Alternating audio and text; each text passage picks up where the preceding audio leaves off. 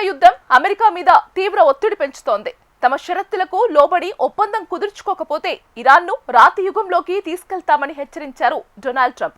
ఆ దేశంపై చేపట్టిన యుద్ధాన్ని పూర్తిగా సమర్థించుకుంటూ తమకు సహకరించని నాటో కూటమి నుంచి తప్పుకుంటామని హెచ్చరించారు.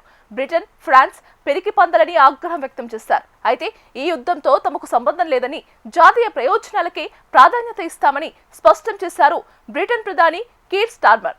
కాగా ఇప్పటికే ధ్వంసమైన ఇరాన్లో ఇంకా సాధించేది ఏంటని ప్రశ్నించారు ఆస్ట్రేలియా ప్రధాని యాంటోనీ ఆల్బనీస్. యుద్ధం మొదలై నెల రోజులు గడిచినా తాను ఆశించింది సాధించలేకపోతున్నారు అమెరికా అధ్యక్షుడు. తమతో ఒప్పందం కోసం గడువు ఇచ్చినా ఇరాన్ నుంచి సానుకూల సందేశం రాకపోవడంతో తీవ్ర అసహనానికి లోనవుతున్నారాయన. తాజాగా డొనాల్డ్ ట్రంప్ అమెరికన్ ప్రజలను ఉద్దేశించి మాట్లాడుతూ ఇరాన్కు తీవ్ర హెచ్చరికలు జారీ చేశారు. ఇరాన్ కీలక నాయకత్వం అంతమైందని ట్రంప్ ప్రకటించారు. ఇరాన్ నౌకాదళం కూడా ధ్వంసమైందని వెల్లడించారు. యుద్ధం వల్ల ఇరాన్ పెద్ద ఎత్తున నష్టపోయినట్లుగా తెలిపారు. అమెరికా భద్రత కోసం ఆపరేషన్ ఎపిక్ ప్యూరీ అవసరమని సమర్థించుకున్నారు.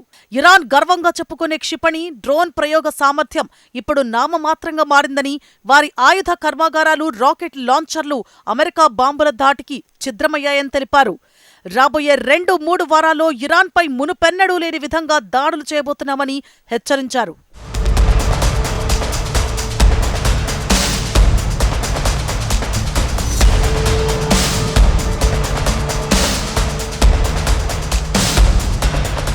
ఇరాన్ ఉగ్రవాదాన్ని ప్రోత్సహిస్తోందని, అందుకే ఆ దేశంపై యుద్ధం ప్రకటించామన్నారు అమెరికా అధ్యక్షుడు. ఇప్పటివరకు తాము కేవలం సైనిక స్థావరాలనే లక్ష్యంగా చేసుకున్నామని, కానీ ఇరాన్ చర్చలకు రాకపోతే ఆ దేశంలోని విద్యుత్ కేంద్రాలను ధ్వంసం చేస్తామని, ఆ దేశ ఆర్థిక వెన్నెముక అయిన చమురు నిక్షేపాలను కూడా లక్ష్యంగా చేసుకుంటామన్నారు. ఇరాన్ సైనిక రాజకీయ నాయకత్వంలో చాలా మంది ఇప్పటికే హతమయ్యారని, ఉగ్రవాద మూలాలున్న పాత నాయకత్వం ఇప్పుడు లేదని వెల్లడించారు. ఇరాన్లో ఇప్పటికే పాలన మార్పు ప్రక్రియ మొదలైనట్లుగా ట్రంప్ వివరించారు. పాతతరం నాయకుల స్థానంలో తక్కువ తీవ్రవాద ధోరణి ఉన్న కొత్త నాయకత్వం వచ్చింది అన్నారు. అయినప్పటికీ తమ షరతులకు లోబడి ఒప్పందం కుదుర్చుకోకపోతే ఎవ్వరినీ వదిలిపెట్టే ప్రసక్తి లేదని స్పష్టం చేశారు. ఇరాన్ చర్చలకు రాకపోతే ఆ దేశాన్ని రాతి యుగంలోకి తీసుకెళ్తామని ట్రంప్ హెచ్చరించారు. We're going to hit them extremely hard over the next 2 to 3 weeks. We're going to bring them back to the Stone Ages where they belong. Many Americans have been concerned to see the recent rise in gasoline prices here at home. This short-term increase has been entirely the result of the Iranian regime launching deranged terror attacks against commercial oil tankers in neighboring countries that have nothing to do with the conflict. This is yet more proof that Iran can never be trusted with nuclear weapons and the country has been eviscerated. మరోవైపు పశ్చిమాసియాలో యుద్ధాల్లో NATO మిత్రదేశాలు మద్దతు ఇవ్వకపోవడంపై తీవ్ర ఆగ్రహం వ్యక్తం చేశారు America అధ్యక్షుడు. Hormuz జలసంధిని Iran నుంచి విడిపించేందుకు వారి నుంచి ఏమాత్రం సహకారం అందలేదు అన్నారు. తమకు సాయం చేయని నాటో దేశాలను తప్పక గుర్తుపెట్టుకుంటామని హెచ్చరిస్తూ బ్రిటన్, ఫ్రాన్స్ పిరికి పందలని విమర్శించారు ట్రంప్. నాటో కూటమిని ఒక కాగితపు పులిగా అభివర్ణించారు. ఆ విషయం రష్యా అధ్యక్షుడు పుతిన్కు కూడా తెలుసునని అన్నారు.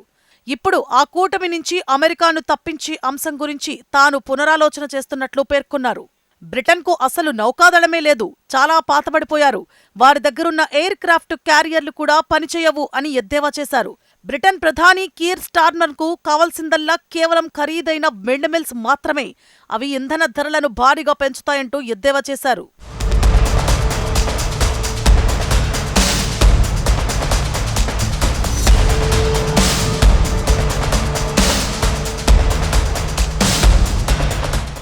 అయితే అమెరికా అధ్యక్షుడు ట్రంప్ వ్యాఖ్యలపై బ్రిటన్ ప్రధాని కీర్ స్టార్మర్ ఘాటుగా స్పందించారు.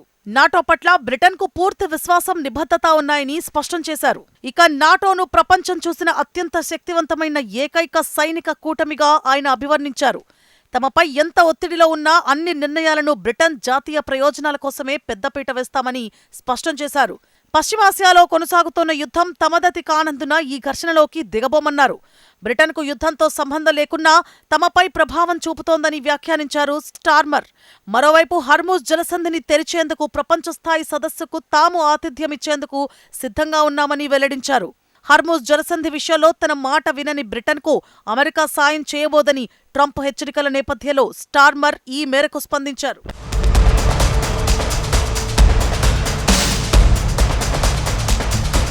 ఇక ఇరాన్లో ఇంకా సాధించాల్సింది ఏముందని ప్రశ్నించారు ఆస్ట్రేలియా ప్రధాని ఆంథోనీ ఆల్బనీస్. అమెరికా ఇజ్రాయెల్ కొనసాగిస్తోన్న యుద్ధం ముగింపు ఎలా ఉంటుందనే దానిపై స్పష్టత ఉండాలన్నారు. పశ్చిమాసియాలో ఉద్రిక్తతలు తగ్గాలని తాము కోరుకుంటున్నట్లుగా తెలిపారు. ఇరాన్ అణ్వాయుధాన్ని కలిగి ఉండకూడదు, దాని పొరుగు దేశాలకు హాని కలగకుండా ఉండేందుకు ఆ దేశ సైనిక సామర్థ్యాలను తగ్గించాలనే ప్రాథమిక లక్ష్యాలకు అమెరికాకు తాము కూడా మద్దతిచ్చినట్లుగా ఆల్బనీస్ తెలిపారు. యుద్ధంలో ఆ లక్ష్యాలు నెరవేరాయన్నారు. ఈ సంక్షోభం ఎంతకాలం కొనసాగితే ప్రపంచ ఆర్థిక వ్యవస్థపై దాని ప్రభావం అంత తీవ్రంగా ఉంటుందని హెచ్చరించారు. ఈ యుద్ధంలో ఆస్ట్రేలియా భాగస్వామి కాకున్నా తాము అధిక మూల్యం చెల్లించుకోవాల్సి వస్తోందన్నారు ఆల్బనీస్. రానున్న నెలలు మరింత క్లిష్టంగా ఉండవచ్చని హెచ్చరించారు.